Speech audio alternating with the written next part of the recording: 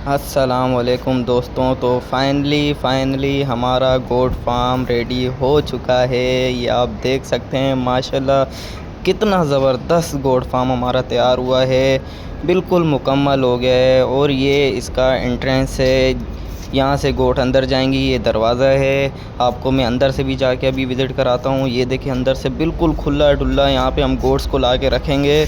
और आप बता दें हम कौन सी वाली ब्रीड की गोट्स लेके आए हैं, कोई अच्छी सी गोट ब्रीड बता दें आप हमें। और बस यहाँ पे अब हम लोगों ने गोट्स को ला के रखना है, और बस एक खुरली ला के रखनी है जो खाने वाली, वो हमारी एक रह गई है, वो भी इंशाल्लाह बहुत जल्द हम ले आएंगे।